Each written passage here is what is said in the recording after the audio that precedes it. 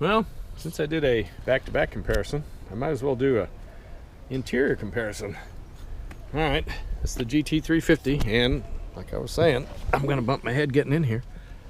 But that's alright, once you get in here the headroom is good. It's gonna take a little getting used to not having a key. So, in order to get this thing to fire up naturally, push the clutch pedal, it starts the fuel pump, hit the magic push to start button. That makes a good sound. You really don't need radio blaring away. Get the volume to go down, that's cool. Then of course, you know, interior display. Yeah, I know the door's open. Yes, I know the engine's on. I left it in the digital speedometer mode. That's kind of helpful. I wanted to compare it to the mechanical speedometer. They're pretty close. I mean, they're only off by maybe a mile an hour, which is typical. And of course, it's got Sync 3 and all the bells and whistles. Let's see if we can get the air conditioning nice and cold in here. Take it a second to come on. And there we go. Much better. It's like 94 outside today. Well, what does this thing say? Yeah, 94, sure enough. That's right. And the oil pressure gauge is cool, and the oil temperature gauge is helpful. Let's see what we got here. Yeah, just barely off idle. You got 100 pounds of oil pressure. Got the red shifter ball. Slightly modified brake handle compared to the older cars. Honestly, I don't need a cup holder in the car. It's like, I'm here to drive. I'm not here to be drinking and, you know, carrying food around with me. But now the Shelby has changed a little bit in that they put the airbag actually in the door on the glove box.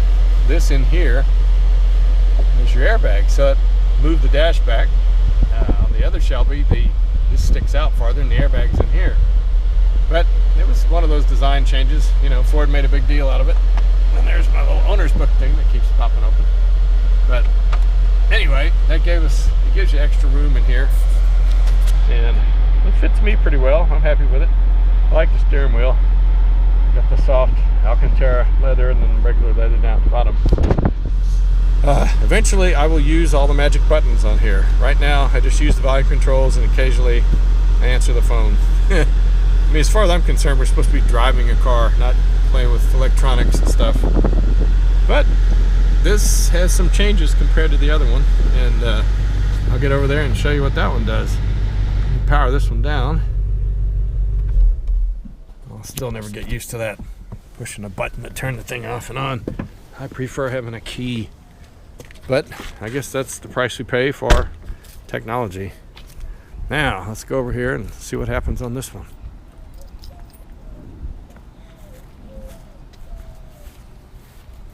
Once again, now this one, I don't bump my head getting in. And this one has a key. Let me plug this guy in here and we'll get it started.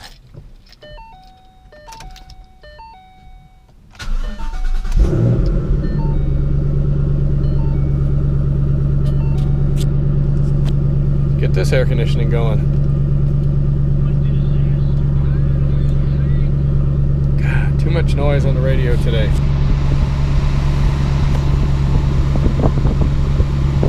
Anyway, you can see the differences in here. This one, of course, it has the cup holder, but at least you can hide it with the little door. And the thing changes colors, little lights. You can see when they turn off when you close the door. Well, they're supposed to. There they go. Anyway, but on this car, the airbag is hidden in here. This thing splits open and, you know, airbag comes out, punches you in the face. And the glove box is further down so that it will accommodate the airbag that's in here. Ah yes, and the owner's book thing falls out of the little holder just like on the other car. So obviously they haven't changed that any. But this has the older version of the Sync system. It works, you know. Sync 3 is a little bit better, easier to work with, has more features. But yes, I know the door is ajar. Anyway, this is a comparison of the old stuff compared to the new stuff. Not bad. I mean, I don't have the oil pressure gauge would be handy, but they just didn't put it on this car. It's just the way it works. Anyway, all these cars are involved in a recall. I'm gonna have to get airbags replaced. I got my notice, and they won't have the parts for another 6 months. So anyway, legroom's good. You know, once again, I like the idea that it has a key, but no push to start button. And interior wise, you know, they've refined it a little bit. If you notice on the mirrors outside, there is kind of a blind spot, and I noticed that on all the 97s.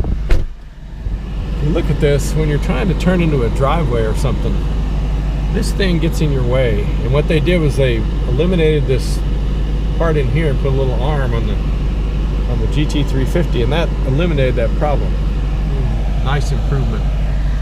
So overall, this does not have the independent suspension, but it handles just fine.